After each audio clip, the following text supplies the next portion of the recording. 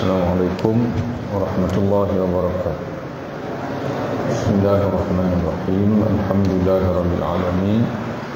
Wassalatu wassalamu ala sayyidil mursalin nabiyyina wa habibina wa syafi'ina Muhammad bin Abdullah wa ala alihi wa ashabihi wa man ihtada bi hadihi wa istanna bi sunnatihi ila yaumiddin. Amma ba'd.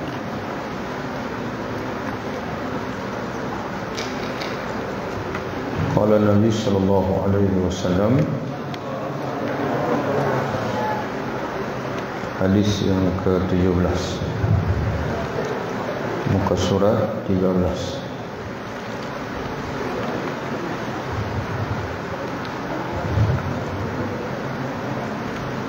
Ma min abdin, tidak ada seorang hamba, sabda Nabi sallallahu alaihi wasallam, ma min abdin yasjudu lillahi sajdatan illa kataballahu lahu biha hasanah. Tidak ada seorang hamba yang sujud kepada Allah dengan satu sujud, melainkan Allah akan menulis untuknya satu kebajikan. Hasanatan, hasanatan makna kebaikan. Jadi makna kebaikan di sisi Allah ataupun dalam bahasa iaitu pahala. Pahala yang diganjarkan berlipat kali ganda. Dalam ada hadis menyebutkan al-hasanatu bi asri amsalihha. Satu hasanah menyamai 10 kali ganda. 10 kali ganda seumpamanya. Wa maha anhu biha sayyi'atan, menghapuskan darinya satu kejahatan. Wa rafa'a lahu biha darajatan, dan mengangkat untuknya dengan sujud itu satu darjat.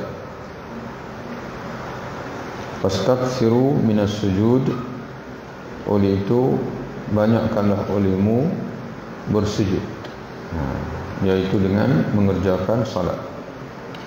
Karena sujud, nak banyak sujud ini yaitu dengan banyak salat.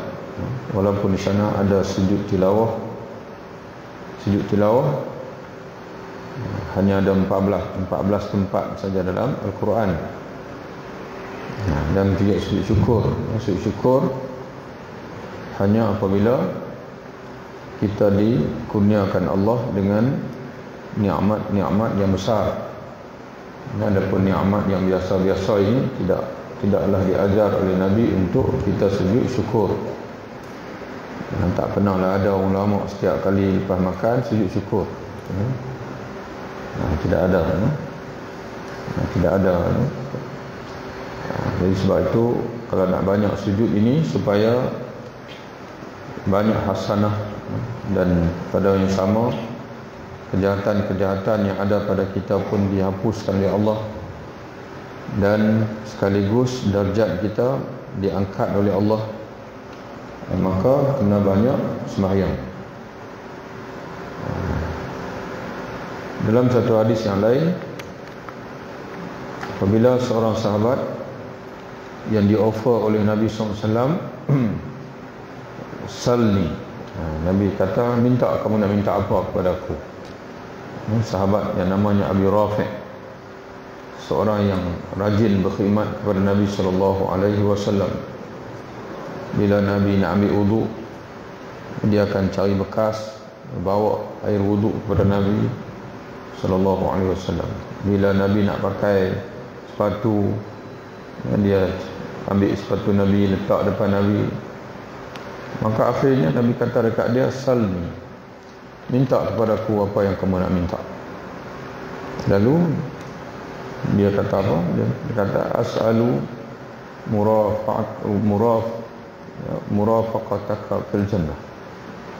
Aku mohon untuk menjadi teman kamu dalam syurga. Maknanya dia minta, oleh sebab engkau Dia bagi tawaran untuk aku minta kepadamu ya Rasulullah, doa kepada Allah supaya Allah memakbulkan untuk aku ini menjadi rakan kamu dalam surga. Lalu Nabi tawarkan lagi, ada yang lain lagi minta, ada yang lain lagi. Dia masih minta yang sama.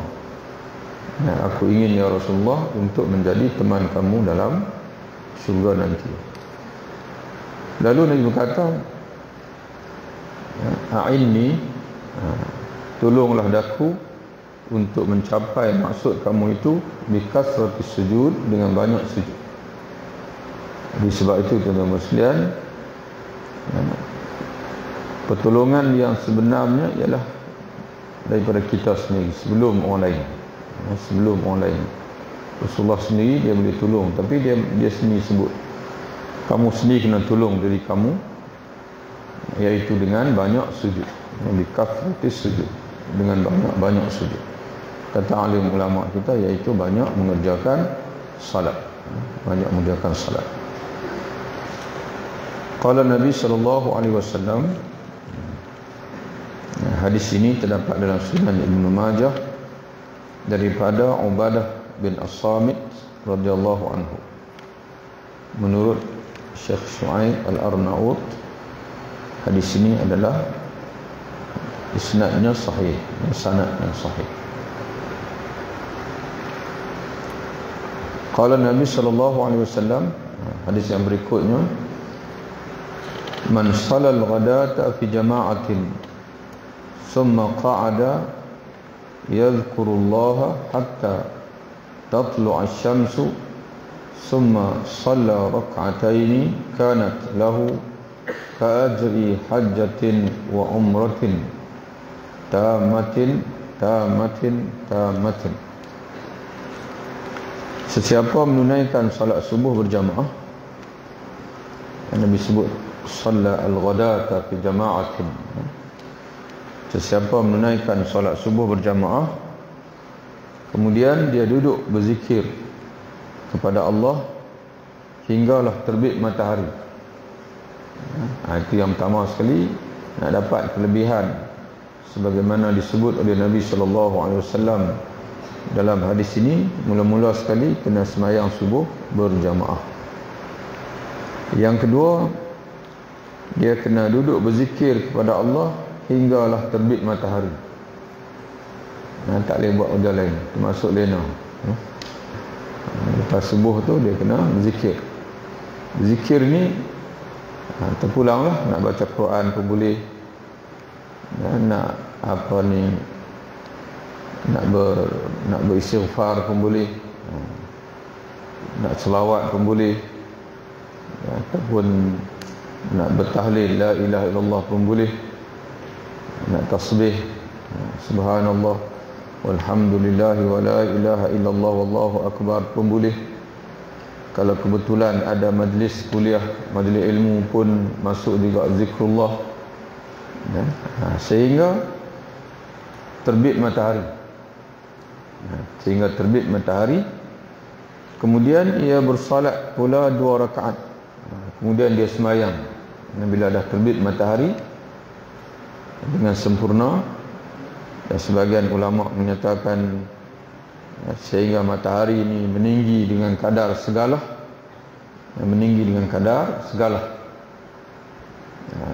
ikut ahli falak kata 4 darjah.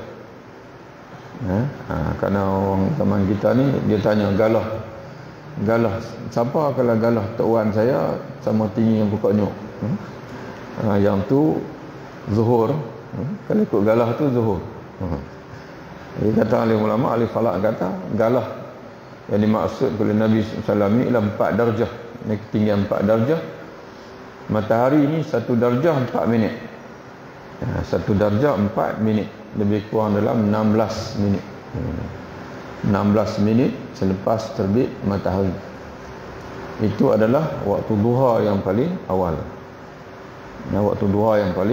Dan sebagian ulama memanggil duha yang paling awal ini dengan salatul isyraq. Salat isyraq, sembahyang sebaik matahari habis, mana habis keluar dari isyraq, matahari terbit dengan sepenuhnya. Kerana selagi matahari tidak terbit dengan penuh, mana selagi dikatakan masih nampak kening matahari itu masih lagi kita berada dalam waktu yang diharamkan sembahyang. Waktu diharamkan sembahyang dipanggil. Itu waktu. Jadi sehinggalah matahari terbit sepenuhnya dan meninggi dengan kadar satu galah, iaitu lebih kurang 16 minit. Tapi kalau tengok dalam takwim yang dikeluarkan oleh Jabatan Agama Islam, 20 minit. Mungkin atas ihtiyat dia panggil, atas sabilil dia panggil, ambil jalan ihtiyat dia panggil. Bimbang takut kita salat itu masih lagi masuk dalam waktu yang dilarang. Wallahu a'lam. Jadi tunggu selepas matahari terbit 16 minit ataupun 20 minit. Dia sembahyang 2 rakaat dengan niat salat sunat isyraq. Saja aku sembahyang sunat isyraq 2 rakaat kerana Allah, ataupun dia niat sembahyang duha pun boleh. Saja aku sembahyang sunat duha 2 rakaat kerana Allah. Maka amalannya itu, amalan dia tadi ni, itu mula daripada sembahyang subuh berjamaah, berzikir, duduk berzikir kepada Allah sehingga terbit matahari, kemudian sambung dengan sembahyang duha atau sembahyang sunat isyraq 2 rakaat, maka pahalanya seumpama mengerjakan haji dan umrah secara sempurna. Dan Nabi ulang 3 kali, tamatin tamatin tamatin. Nabi ulang takkid, sempurna sempurna sempurna.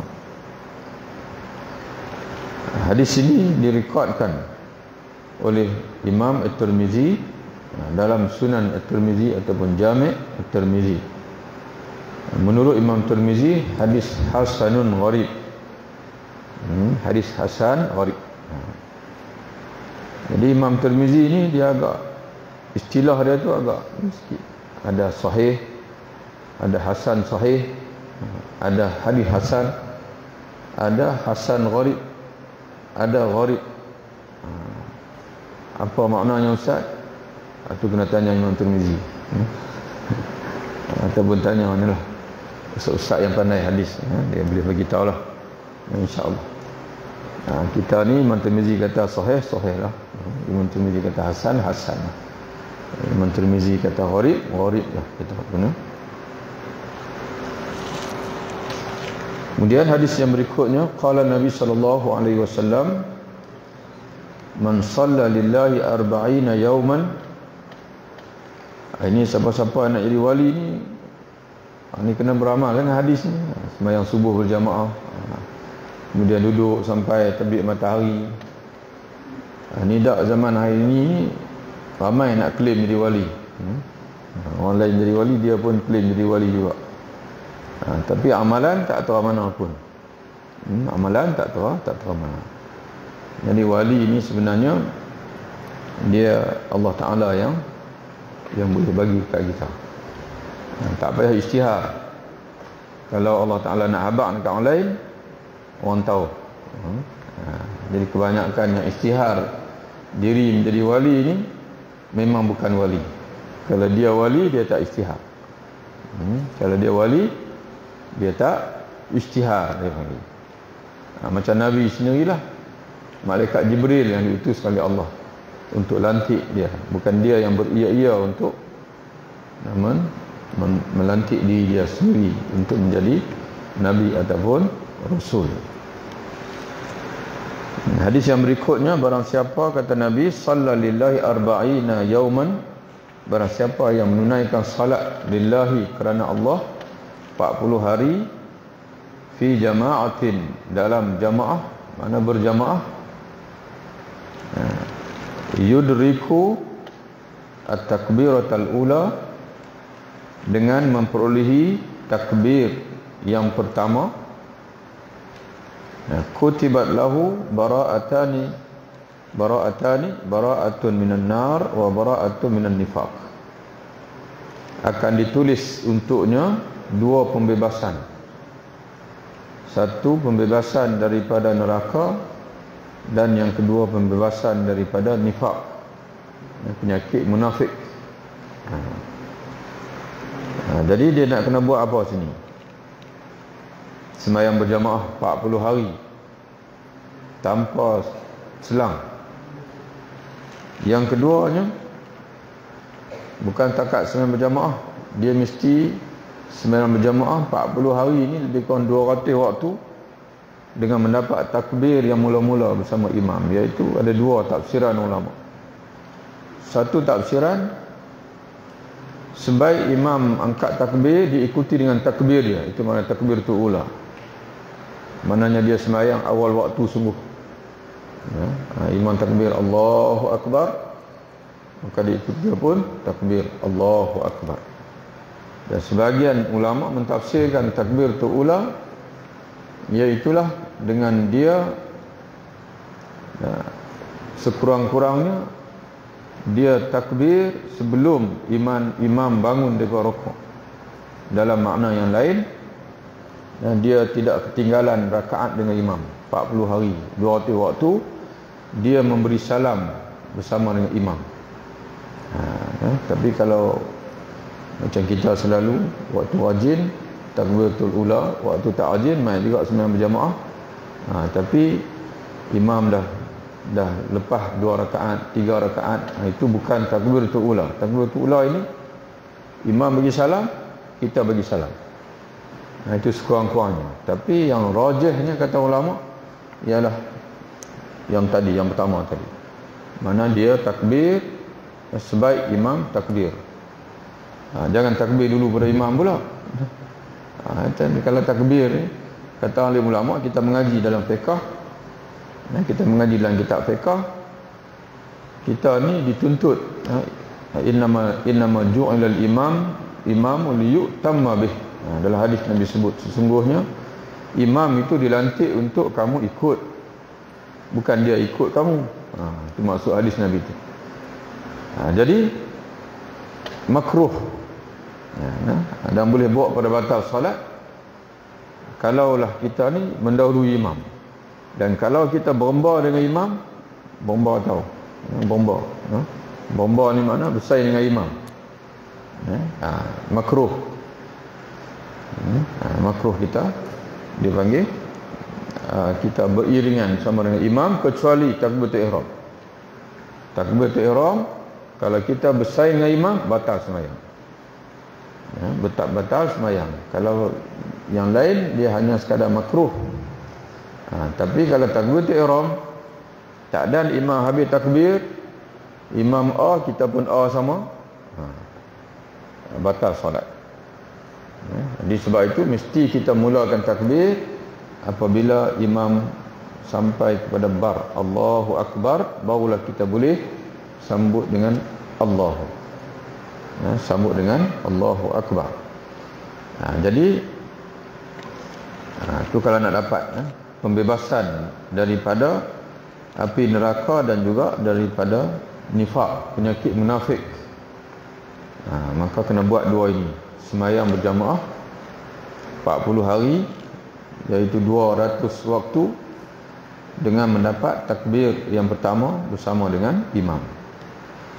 Hadis direkodkan oleh Imam At-Tirmizi dalam Jami' Tirmizi daripada sahabat Nabi yang bernama Anas bin Malik radhiyallahu anhu.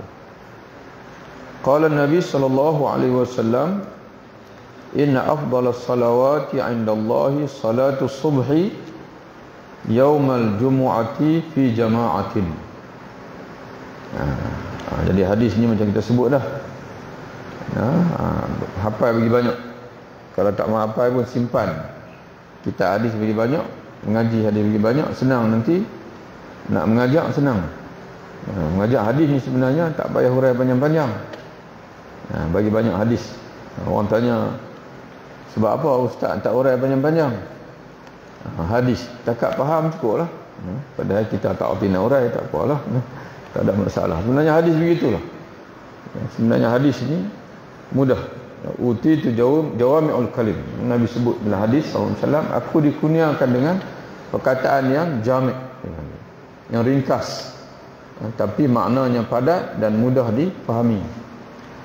Ya, cuma gaya style orang Melayu. Dia suka hurai panjang-panjang.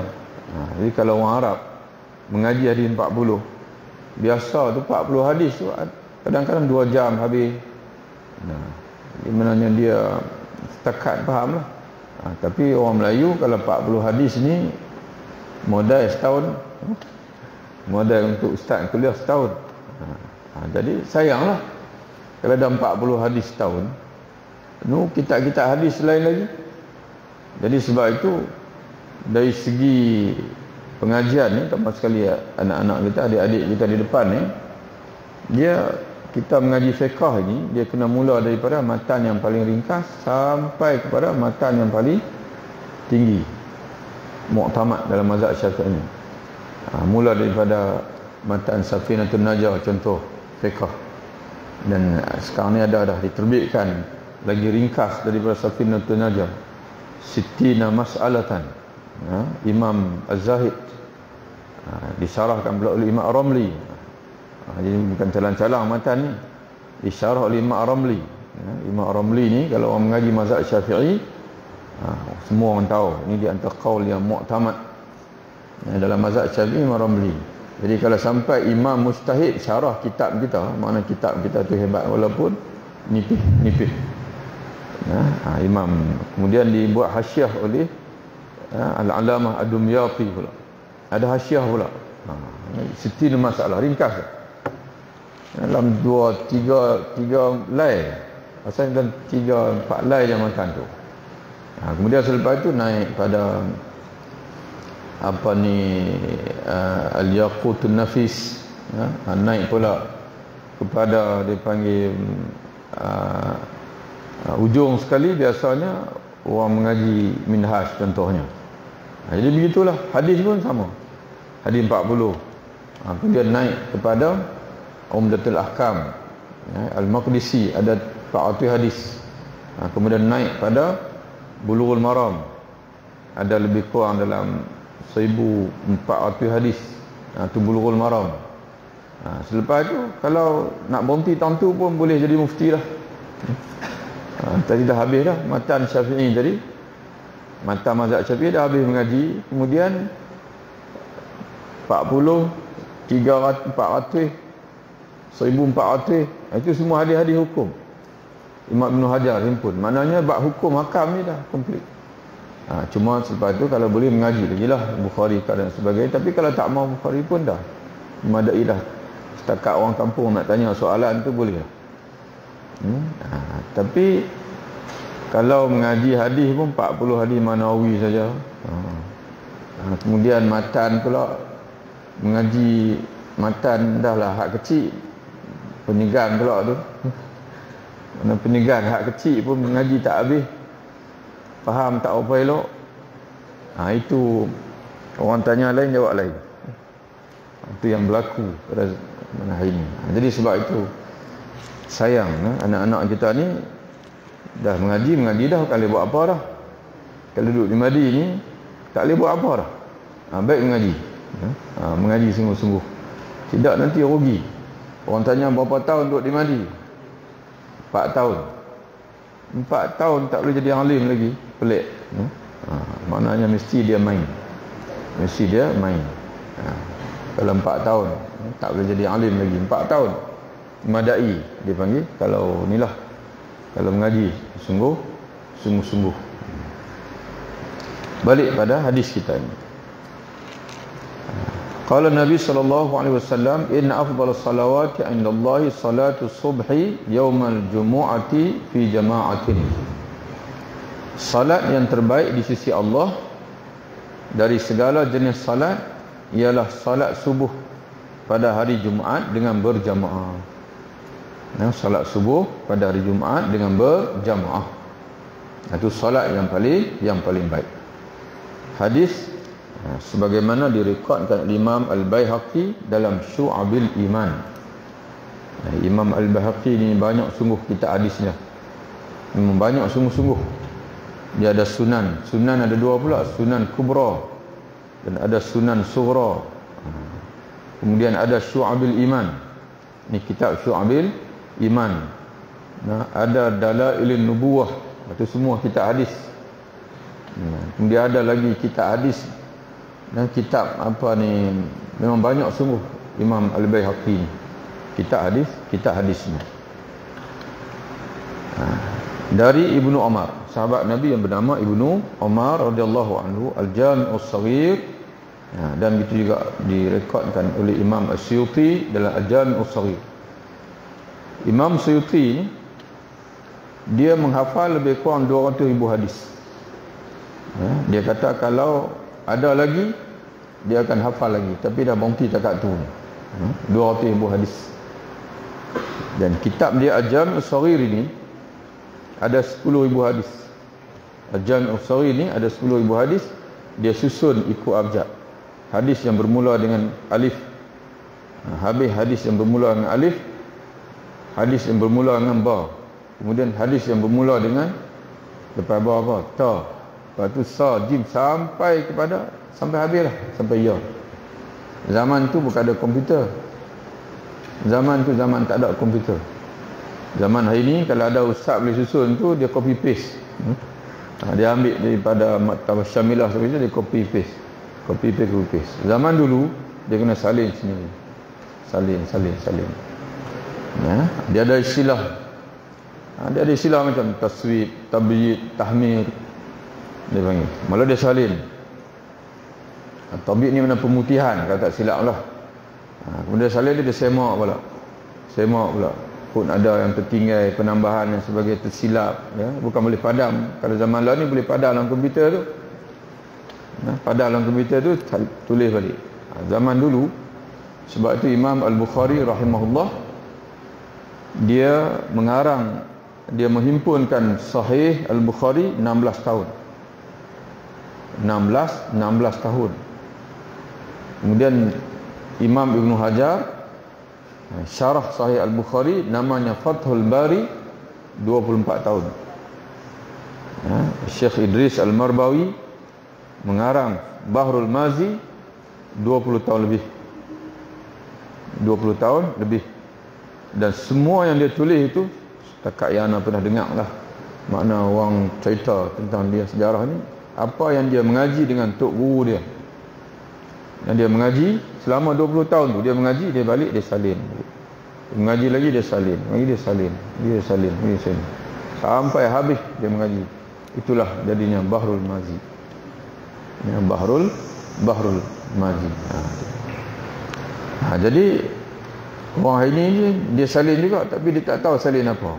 Ni boleh tak, kalau Acik tengok dia salin apa, boleh cek tengok.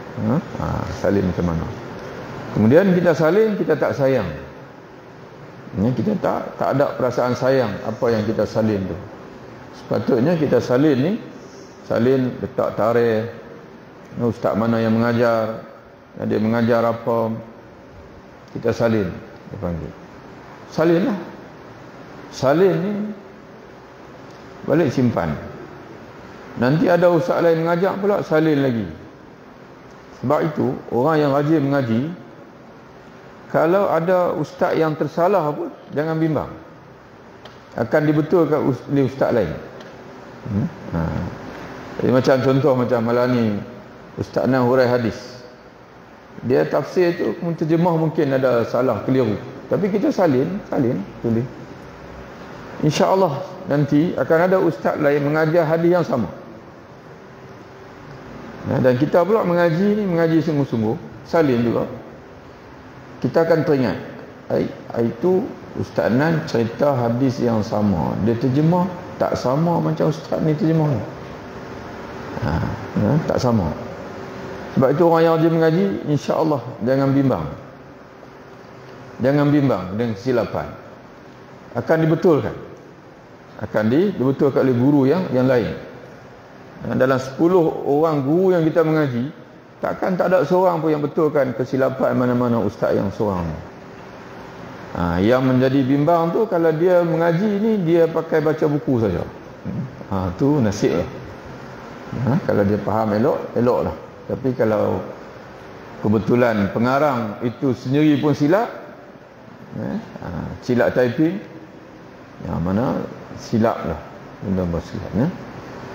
Jadi pernah satu ketika tu nak pergi satu kedai buku. Kerana tengok satu cari terjemahan Imam Syafi'i, Kitab Al-Um. Ya, tadi terjemahan Kitab Al-Um. Ada dua terjemahan. Kedai buku. Dan pun berhati tengoklah. Dan biasa kita cek tu benda yang kita familiar lah. Maknanya biasa dalam bab taharah. Nak cek tu terjemahan tu elok ke tak elok. Buku pula mahal lah, 300 400. Bila tak elok pun pergi hantar kedai buku, dia bukan mau terima lah. Dan kita dah beli. Dia pun susah nak tukar pun susah. Dan kebanyakan buku terbit daripada Indonesia. Bukalah bab istinja. Kau tengok satu terjemahan tu dia lari 360 darjah dengan hak satu lagi. Jadi anak pun tunjuk pada kedai buku buku. Cuba perhati ni dua terjemahan ni. Dari kitab yang sama. Kitab yang sama dia terjemah. Al-Um Imam Syafi'i. Tapi yang ni cuba tengok dia sebut macam ni. Yang ni sebut macam ni. Kontra habis. Dia pun tanya, Ustaz, yang mana betul? Yang mana betul di antara terjemahan ni? Anda pun kata yang ni betul, yang lama. Tak ada yang lama Al-Um yang lama dulu, yang cetakan yang lama dulu ni. Tapi tak ada tahqiq bawah tu, kelemahan dia tak ada tahqiq bawah, hadis tak disemak dia panggil. Dan lah tahqiq ni salah ulama ulama Mesir, Al-Alama Syekh Fauzi Abdul Muttalib, ulama Mesir. Dia yang tahqiq kitab tu, tapi orang terjemah tu. Kalau diterjemah kitab tahqiq dia ni memang A lah kita kata, dengan hadis, semakan hadisnya, dengan dia buat ulasan bawah. Tapi sayang terjemahan tu dia lari dipanggil. Elok lagi hak lama, hak yang dipanggil ada penulis yang sama yang menterjemah kitab Ihya Ulumuddin. Tak ingat nama apa, Ismail Yaqub ke Yaqub Ismail, tak ingat nama penterjemah tu. Yang tu terjemahan tu. Jadi macam mana, cuba bayangkan, dia duduk di rumah, dia baca kitab tu, kemudian dia berasa macam dia boleh faham, contohlah. Maka dia merasa boleh faham, boleh jawab soalan orang, mana jadi mufti. Zaman hari ini ramai orang orang yang dipanggil kaki baca buku, masuk buku agama pun dia baca, kemudian dia memberanikan diri untuk menjawab soalan-soalan. So bayangkan kalau dia tak berguru lah. Tapi kalau orang berguru ni, insya-Allah jangan bimbang lah. Dan kita banyak mengaji dengan guru ni, jadi kalau kesalahan seorang guru itu akan dibetulkan oleh guru yang lain. Tapi dengan syarat kena rajin catatlah, rajin catat, simpan. Simpan. Nanti sampai masa nanti ni, anak-anak kita ini, dia boleh menghasilkan buku dengan dia pindahkan daripada ilmu yang dia pelajari itu, dia salin balik, dia tulis balik. Jadilah hak dia. Jadi dia panggil hak dia panggil. Hak kita lah, ilmu kita. Jadi tuan-tuan yang dirahmati oleh Allah Ta'ala sekalian, maknanya untuk anak-anak lah, untuk anak-anak depan kita ni kena rajin menulis. Semangat nak tulis ni, satu rahsia dia, yang pertama sekali, tulisan kena bagi elok. Ni kalau kita sendiri tengok tulisan kita, dia jadi serabut. Kalau orang lain lagi lah, kita sendiri tengok tulisan kita nak pengsan. Tulisan kita sendiri huduh. Sebab tu orang dulu, di antaranya dia mengaji khat. Dia mengaji khat nasakh lah, khat nasakh, kufi dan sebagainya. Sebab bila kita tulis ni elok, mana kita sendiri tu sentiasa bersemangat nak baca, nak jadi koleksi, nak simpan dan sebagainya. Itu satu. Yang kedua, peringkat mula menulis ni memang lambatlah habis kitab kita. Tak apa, modal banyak. Janji minggu lepas habis. Rasanya minggu ni pun tak boleh habis. Tak apalah, kita ke depan. Ni saya nak bagi semangat dekat ni anak-anak, adik-adik ni. Bila kita belum tulis, jangan kita tamak nak tulis semua. Jangan tamak nak tulis semua. Tulis saja. Tulis yang betul-betul faham. Tulis yang betul-betul faham. Sebagai contoh tadi ni kita macam hari tadi ni tulis. Amalan saya panggil. Amalan sembahyang subuh berjamaah, duduk berzikir sampai terbit matahari. Kemudian sembahyang duha 2 rakaat. Boleh tulis macam tu pun cukup dah. Hak lain, hak baki-baki tu, hak ustaz goreng banyak tu tak payah tulis. Tulis, simpan, tulis gitu. Tulis lagi, tak apa. Kita banyak terlepas pandang apa yang ustaz cerita, tak ada masalah. Tapi ada sesuatu yang kita faham dan kita tulis. Itu yang pentingnya. Ada yang faham, kita tulis. Kalau anak sendiri, anak suka tulis dengan pensel. Ini bawa pensel, bukan pen ni, pensel.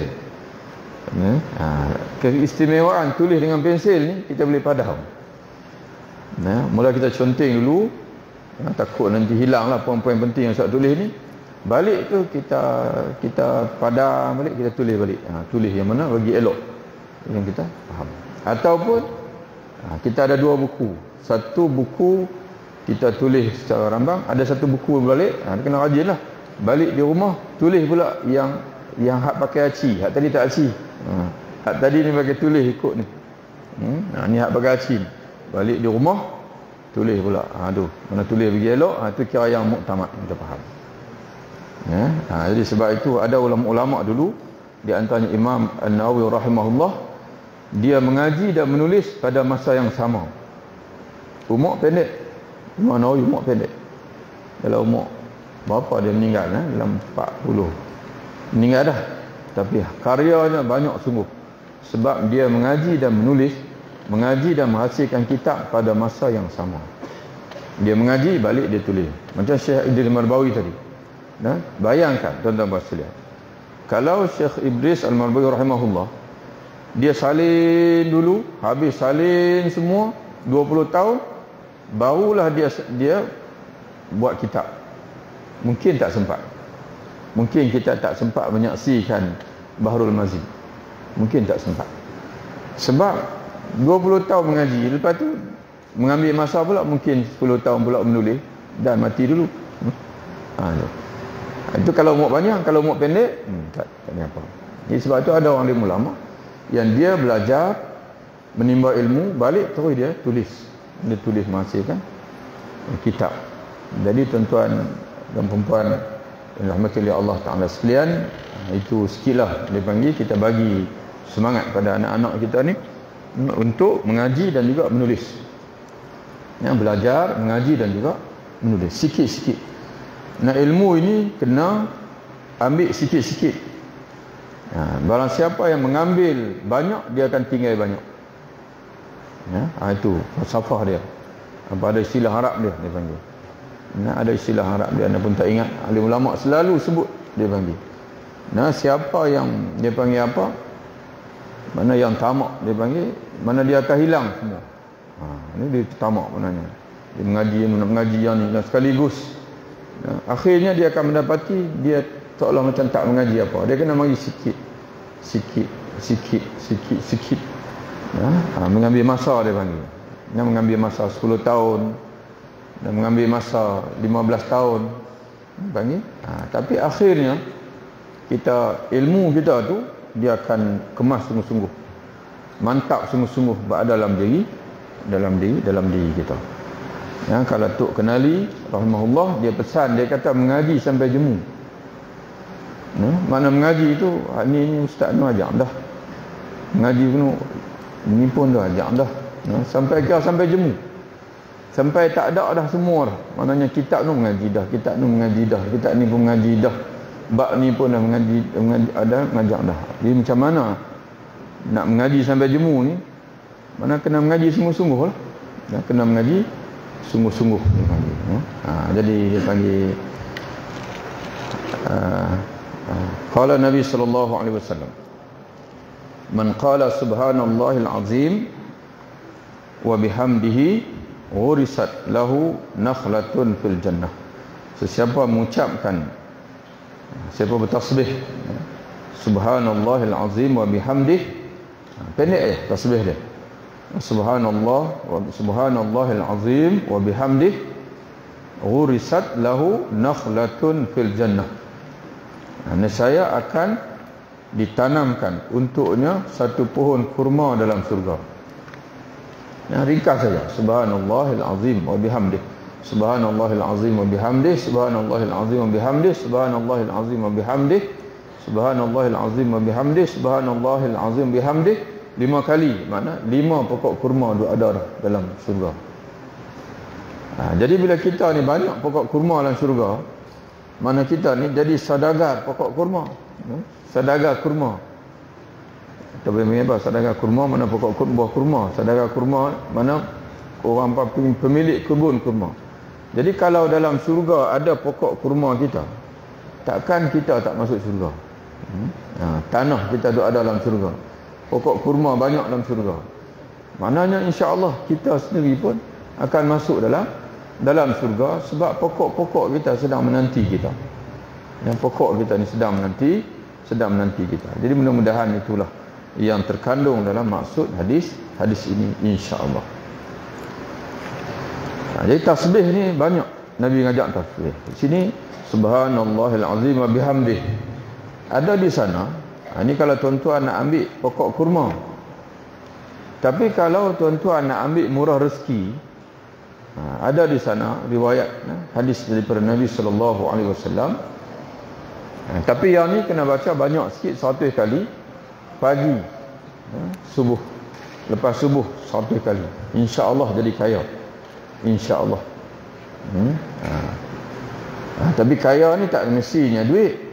Jangan kena sebut juga saya tiba-tiba tak jadi kaya semua, tuan-tuan main jumpa, main tuntut pula jenuh. Tapi yakin dengan janji Nabi sebut. Ada seorang dia datang jumpa Nabi, dia mengadu.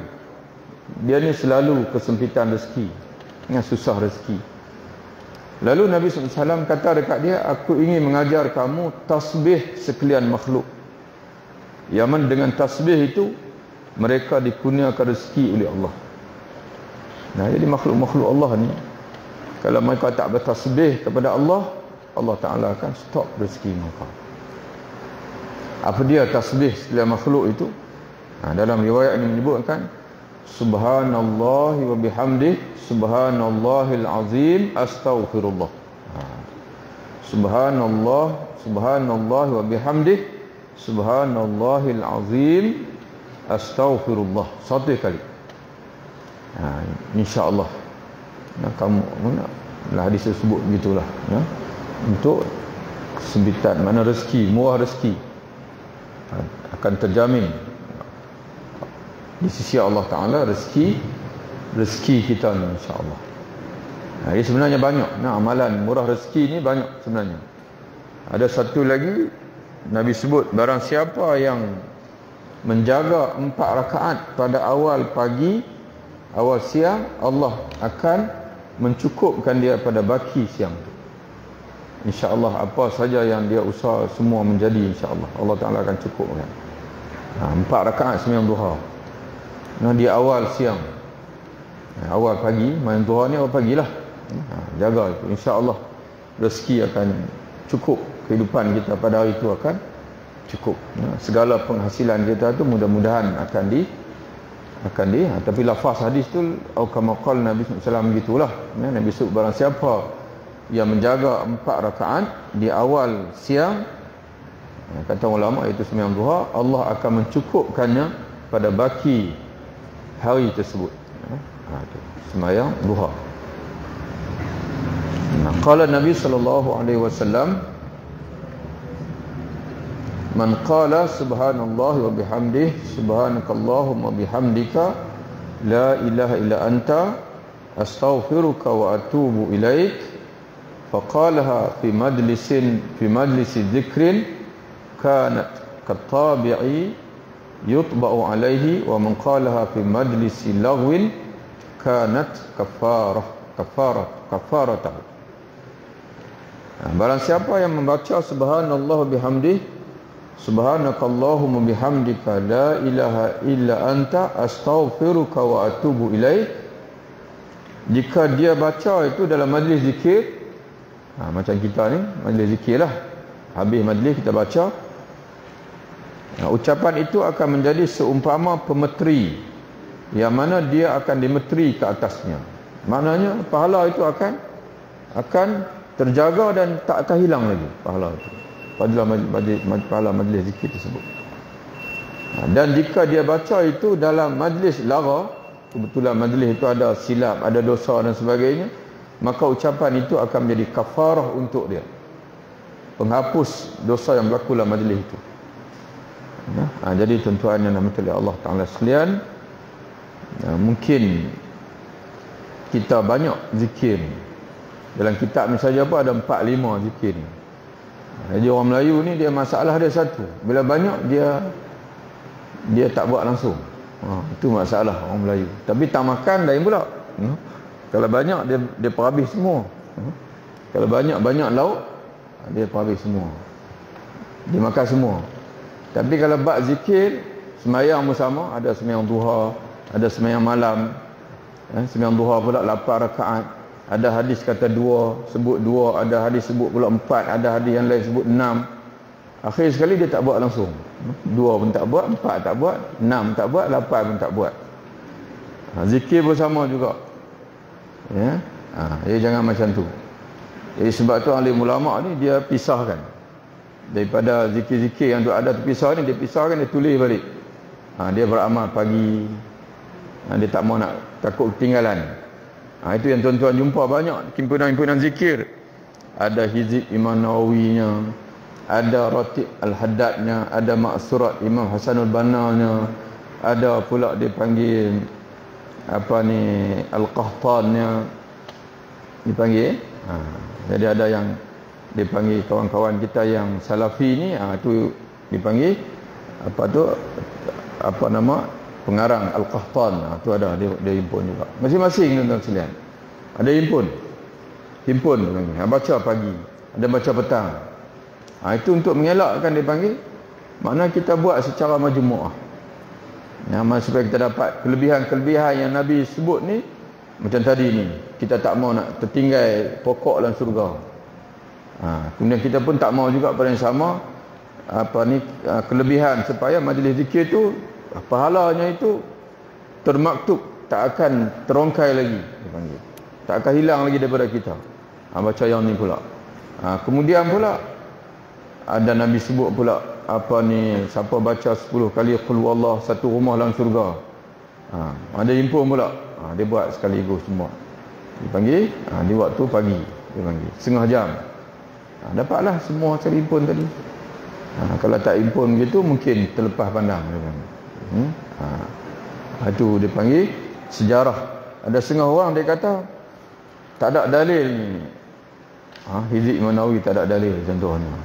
Dia cari, saya cari ni himpunan-himpunan zikir ni tak ada pun, dalam Bukhari tak ada, dalam Muslim pun tak ada. Begitu juga dia panggil himpunan-himpunan zikir yang lain dia panggil. Apa lagi himpunan zikir Maksurat berada orang cikai. Dia tak ada, Nabi tak pernah himpun gitu. Iyalah Nabi tak pernah himpun seketui macam tu. Tapi Nabi sebut fadilat dia tu satu-satu. Yang sekian ni. Sama macam zikir selepas semayang pun sama juga, tak ada satu dia panggil hadis yang himpun. Lepas semayang ni istighfar, kemudian ayat kursi, kemudian 33, tu semua hadis-hadis yang terpisah. Tapi alim ulama dia himpun, dia letak, dia panggil wirid selepas semayang. Dia himpun banyak hadis tu, dia himpun satu tu. Dia panggil. Kalau orang zaman dulu lagi tak habis wirid lagi tu tak bangkit. Orang zaman lah pula, orang habaq lain, dia faham lain. Ni orang perlis lah. Orang kata yang orang kata apa, yang tak sunnah itu ialah berzikir ramai-ramai. Dia pegang berzikir lepas sembahyang tak sunnah. Bagi salam terus bangkit. Jadi yang kita kata yang menimbul perbahasan itu zikir ramai-ramai itu. Kita mazhab Syafi'i kita pandang lain. Pandangan kita Kalau benda itu pernah dilakukan oleh Nabi walaupun seorang diri, harus kalau nak buat ramai-ramai. Itu dipanggil fatwa Imam Nawawi sebut begitu. Tak boleh nak sebut bid'ah, dan tak boleh pula pandai-pandai disebut kata sunat. Sebagai contoh, sembahyang duha ramai-ramai. Yang sembahyang duha ramai-ramai, ada setengah pendapat kata bila Nabi tak pernah buat sembahyang duha ramai-ramai, jadi kita buat sembahyang duha ramai-ramai bid'ah. Itu pendapat dipanggil mereka lah. Tapi kalau kita rujuk pendapat Imam Nawawi tadi, kalau Nabi pernah buat seorang diri sembahyang duha, lalu kita nak buat berjamaah, harus. Tidak bid'ah. Harus sebab Nabi pernah buat. Jadi amalan tu sunnah dipanggil. Baca Yasin ramai-ramai, Nabi tak pernah buat. Tapi baca Yasin tu Nabi pernah baca ke tidak? Pernah. Cuma kaifiat saja dipanggil. Maka selagi tidak dilarang oleh Nabi, tak ada hadis Nabi dalam dilarang, wahai umatku, adalah diharamkan ke atas kamu baca Quran ramai-ramai. Kalau ada, kita tak boleh buat lah. Ini tak ada larangan. Tak ada larangan. Tapi tak ada suruhan. Tak boleh tuan-tuan pandai-pandai pergi buat pula. Sembahyang duha ramai-ramai 27 kali ganda pahala. Yang tu tak. Sembahyang fardu saja. Sembahyang duha tak ada, sembahyang malam tak ada. Mana harus saja. Kelebihan tu tidak ada. Jadi tuan-tuan baru sekalian, maknanya orang kata diperoleh ni tak boleh zikir lepas sembahyang ramai-ramai. Dia buat kesimpulan kata lepas sembahyang tak boleh zikir. Bagi salam terus bangkit. Itu tak betul. Tetap dipanggil apa ni, di Jabatan Mufti pun sebut, maknanya seorang-seorang, zikir seorang-seorang. Imam sendiri-sendiri, makmum pun sendiri-sendiri, kecuali waktu-waktu tertentu imam zikir kuat untuk mengajar. Tapi kalau dalam mazhab Syafi'i, negeri-negeri lain dia pakai fatwa dalam mazhab Syafi'i, maknanya tak ada masalah. Lepas sembahyang tu dah masing-masing pun nak buat benda sama, kita pun nak berzikir yang sama, makmum lain pun nak berzikir yang sama, mari kita buat secara ramai-ramai. Cuma satu ya, kena jaga, jangan ganggu orang yang sedang solat. Kalau masih ada makmum masbuk yang belum selesai solat, dia kena pelan sikit imam tu, pelan sikit suara tu.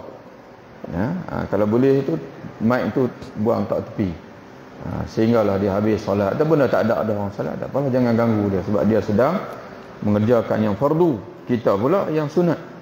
Kena tolak. Orang yang mengerjakan sunat kena bertolak ansur kepada orang yang sedang melaksanakan suatu kewajipan. Jadi sebab itu kita beramal pun kena ada fake dari situ. Kena fake di situ. Itulah kelebihan anak-anak ni, kena mengaji sungguh-sungguh. Di mana khilaf, di mana tak ada khilaf. Ni kira pegang mengaji, kemudian duk kira nak perbatai orang lain. Contohlah. Ataupun duk kira duk berasa, inilah yang saya mengaji, inilah sesatunya yang betul. Padahal ulama khilaf. Benda khilaf kena khilaf lah. Kena yang qata'i, barulah kita bertegas. Benda khilaf, kita tolak ansur. Ada setengah orang contoh main kata kita, ustaz, kami tempat di sini ni, kami tak baca Yasin malam Jumaat. Tak payah baca Yasin malam Jumaat. Nak buat apa? Tak baca malam Jumaat. Buat benda lain, buat kuliah. Buat kuliah.